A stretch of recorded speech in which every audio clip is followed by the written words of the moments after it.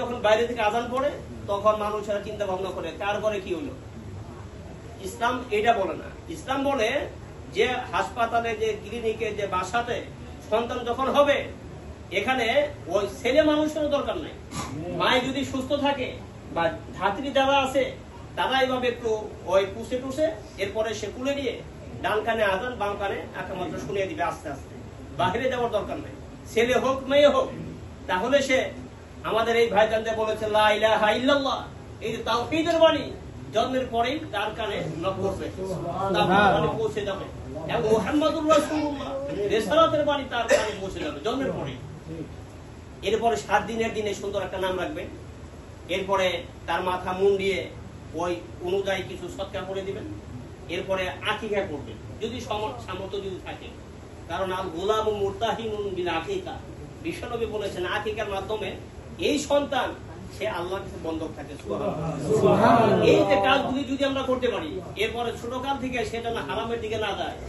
এরপরে সে যখন 7-8 বছর যখন হবে তখন তাকে নামাজের কথা বলবে। নামাজ ফরজ হয় কিন্তু সাবালক হইলে, 12, 13, 14 পরে গিয়ে। কিন্তু বিশ্বনবী বলছেন 7 বছর বয়স নামাজের কথা বলতে। মুরু আওলাদাকুম বিসসালাহ ওহুম আবনা 7 সিনিন ওয়াদরিবুহুম আলাইহা ওহুম আবনা 10 সিনিন। এই সন্তানদের বয়স যখন 7 হবে তখন নামাজের কথা বলবো। বাবা যখন মসজিদে যাবে ছেলেকে যেন নিয়ে যায়। মায়ে যখন নামাজ পড়বে বাসা বাড়িতে, সে মায়ের সাথে যেন সে দাঁড়িয়ে যেন নামাজটা পড়তে পারে। এরপর আল্লাহ রাসূল বলেছেন 10 বছর যখন হবে তখন নামাজের জন্য আস্তে আস্তে পিটানি শুরু করবে। আস্তে আস্তে পিটাও করবে না কেন? এখনো কিন্তু নামাজ ফরজ হয় নাই, তো আল্লাহ রাসূল বলেছেন 10 বছর হালকা পিটানি দাও। কিন্তু আজকে আমাদের এই সন্তানেরা স্কুলে ঠিক মতো না গেলে আমরা পিটাই, তারপর রেজাল্ট ভালো না করলে আমরা পিটাই, খাবার ঠিক মতো না খেলে আমরা পিটাই, খেলাধুলা ঠিক মতো না করলে আমরা পিটাই, ঠিক মতো ঘুম না আসলে আমরা পিটাই। কিন্তু নামাজ পড়লে একক তো ধমক পর্যন্ত আমরা দিই না। যার কারণে এই সন্তানগুলি পরবর্তীতে মা বাবার কথা শুনবে না, ইসলামের কথা শুনবে না, নামাজের ধারে কাছে তারা আসবে না। তো এখন থেকে তোমরা যারা আছো বাচ্চারা, আমাদের ছাত্র শিবির, বাংলাদেশ ছাত্র শিবিরের নাম তো তোমরা সবাই জানো, অনেকে তোমরা সেই সংগঠনের সাথে তোমরা জড়িত। তো ওদের সাথে যদি তোমরা মিশে থাকতে পারো, তোমাদের পড়াশোনার ভিতরে ভালো হবে, আমল আখলাক তোমরা ভালো হতে পারবে, এবং তোমাদের মাধ্যমে পরবর্তীতে ভালো কিছু করা সম্ভব।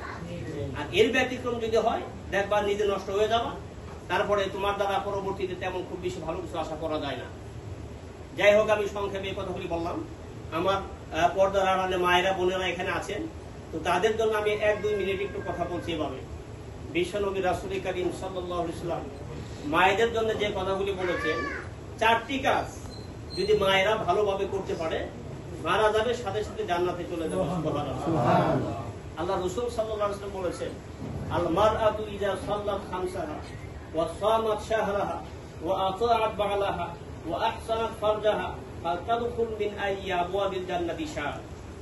আল্লাহ রাসূল বলেন যে মায়েরা, যে বোনেরা ঈমান আনার পরে 5 ওয়াক্ত নামাজ ভালোভাবে পড়বে, মাহে রমজানের সিয়াম সাধনা ঠিকমতো করবে, তার লজ্জার স্থানের হেফাজত ঠিকমতো করবে, স্বামীর সেবা যত ঠিকমতো করবে, এই 4টি কাজ যারা আমলনামার ভিতর থাকবে, বিশ্বনবী বলেন ফালতাদখুল মিন আইয়ি আবওয়াবিল জান্নাতি শাহ, জান্নাতের প্রত্যেকটা দরজা তার জন্য ওপেন করে দেওয়া হবে। সুবহানাল্লাহ। যে কোনো দরজা দিয়ে সে ইচ্ছা করলে জান্নাতে যেতে পারবে। তো এই জন্য মায়েরা বোনেরা আপনারা যারা আছেন, আপনাদেরকে বিশেষভাবে অনুরোধ করব, আপনারা নামাজগুলি ঠিক মতো পড়বেন, ঠিক মতো পর্দা পশিদা মতো জীবনযাপন করবেন, কোরআন তেলাওয়াতগুলি করবেন, আর বাচ্চাদেরকে সেভাবে গড়ে তুলবেন।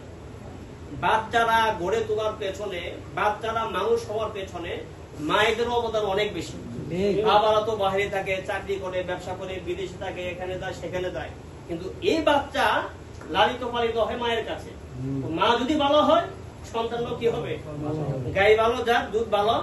তো মা যদি ভালো হয় সন্তানও কি হবে? এই জন্য তো একটা প্রবাদ আপনারা সবাই জানেন, নেপোলিয়ন বলেছিল যে give me a good mother, I will give you a good nation. যদি আমাকে একটা ভালো একটা মা উপহার দিতে পারো, আমি একটা জাতি উপহার দিতে, ভালো একটা জাতি উপহার দিতে পারবো। কারণ ফ্যাক্টরি যদি ভালো হয় তার প্রোডাকশনটাও ভালো হবে, ঠিক কিনা? এই জন্য মায়েরা বোনেরা যারা আছেন, যারা শুনছেন, আপনাদেরকে বলবো যে আপনারা নিজেরাও নামাজ কালাম পড়বেন, এরপরে ইসলামী সংগঠনের সাথে যারা জড়িত আছেন আপনাদের সন্তানদেরকে ওইদিকে আপনারা উদ্বুদ্ধ করবেন, এরপরে পর্দা মোতাবেক জীবনযাপন করবেন, কোরআন তেলাওয়াত করবেন। আর বাসা বাড়িতে অনেক কোরআন হাদিস যেগুলো অর্থ সহ ব্যাখ্যা সহ আছে, এই বইগুলি আপনারা রাখবেন। অন্তত প্রতিদিন রাতের বেলা 5 মিনিট 10 মিনিট পরিবারে যারা আছেন 5 জন 7 জন নিয়ে বসেন, একটা হাদিস একজনে বলেন, সবাই শুনো। এভাবে আপনারা যদি চর্চা করতে পারেন তাহলে আশা করা যায় দিনী পরিবেশ শুধু মসজিদে থাকবে কেন, দিনী পরিবেশ শুধু মাদ্রাসায় থাকবে কেন, আপনার ঘরটারে আপনি দিনী পরিবেশ বানান, তাহলে রহমত এবং বরকত হবে ইনশাআল্লাহ। সম্মানিত ভাইরা, সময় শেষ হয়ে গেছে, আমি শেষের দিকে আর একটু কথাগুলি বলছি এভাবে যে আসুন আমরা যতদিন এই পৃথিবীর জন্যই থাকবো, আমাদের ব্যক্তিগত জীবন, পারিবারিক জীবন, সামাজিক জীবন, রাষ্ট্রীয় জীবন, প্রত্যেকটা জায়গায় প্রত্যেকটা সেক্টরে আমরা যেন কোরআনকে আসীন করতে পারি। বিশেষ করে সামনে যে ইলেকশন, যে নির্বাচন আসতেছে, আচ্ছা বলেন তো ইসলাম ক্ষমতায় যাওয়ার দরকারটা কি? ইসলাম কেন ক্ষমতায় যাবে, বা হুজুররা বা ইসলামী আন্দোলনের লোকগণ এত চিল্লাচিল্লি কেন করে? দেখেন, ইসলামী সরকারে বা যে কোনো সরকারের একটা ঘোষণা কত গুরুত্ব। আপনার মক্কা মদিনাতে যারা গেছে, আজান দেওয়ার সাথে সাথে দোকানপাট সব বন্ধ, দোকানপাট সব বন্ধ। এখন মসজিদে যেতে হবে, নামাজ পড়তে হবে, রোড গার্ডে থাকলে পিটেনি আছে না নাই? আমাদের দেশে কি এই ব্যবস্থা আমরা করতে পারছি? বাইরে কি আমরা পারবো? সম্ভব না। এই দেখেন, সরকারি একটা ঘোষণা, এটা আমাদের দেশের যখন কোনো সমস্যা হয় তখন শিক্ষা মন্ত্রণালয় থেকে তারা ঘোষণা দেয় আগামীকাল থেকে দেশের সব স্কুল, মাদ্রাসা, কলেজ, ভার্সিটি সব অনির্দিষ্টকালের জন্য বন্ধ ঘোষণা। তো একটা ঘোষণার কারণে লক্ষ লক্ষ প্রতিষ্ঠান বন্ধ হচ্ছে। একটা সরকারি ঘোষণার দাম আছে না নাই? আমাদের দেশে লক্ষ লক্ষ মসজিদ, মাদ্রাসা, মাহফিল, হুজুররা কত চিল্লাপাল্লা করতেছি, আসো নামাজ পড়ো, আসো দুর্নীতি বন্ধ করো, আসো এই করো সেই করো। এগুলো কি কাজে লাগে? না। এগুলো কি কাজে লাগে? কিন্তু ইসলাম ধর্ম সরকারি ভাবে ক্ষমতায় গিয়ে যখন তারা একটা ঘোষণা দিবে আগামীকালকে থেকে বাংলাদেশের প্রত্যেকটা মসজিদে যখন আজান হবে, রাস্তাঘাটে কোনো লোকজন পাওয়া যেন আমরা না দেখি। একটা ঘোষণার মাধ্যমে দেখবেন রাস্তায় কোনো লোক পাওয়া যাবে না। আর এই সরকারি ঘোষণা, তো ইসলামী ঘোষণার গুরুত্ব হচ্ছে এই ধরনের। তো আজকে আমরা মসজিদে গেলে ইসলাম পাই, মাদ্রাসায় গেলে ইসলাম পাই, কিন্তু বাজারে গেলে ইসলাম খুঁজে পাই না।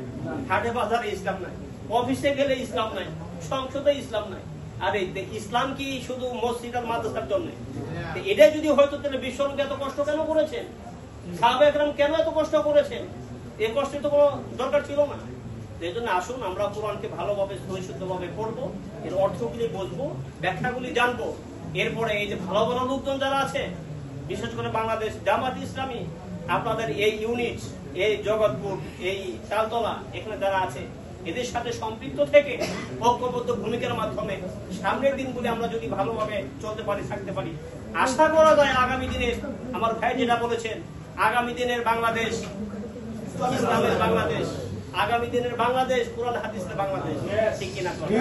একটু মুখে বললাম, পরে মাঠে ময়দানে থাকলাম না। এটা তো ভাই যেটা বলেছেন মুনাফিক ছাড়া আর কিছু না। ঠিক কিনা বলে? তো আসুন আমরা আল্লাহ রাব্বুল আলামিনের দোয়া করি, আল্লাহ রাব্বুল আলামিন আমাদেরকে যতদিনে পৃথিবীতে আমরা থাকি, আমরা যেন ইসলামের উপরে, ঈমানের উপরে, কোরআনের উপরে আমরা যেন অবিচল অটল থাকতে পারি। এর কথাটুকু বলে আপনারা যারা আমার কথাগুলি মনোযোগ সহকারে শুনছেন, সবাইকে আবারও ধন্যবাদ, মোবারকবাদ জানিয়ে আমার আলোচনা শেষ করছি। আসসালামু আলাইকুম ওয়া রাহমাতুল্লাহি ওয়া বারাকাতুহু। আলহামদুলিল্লাহ।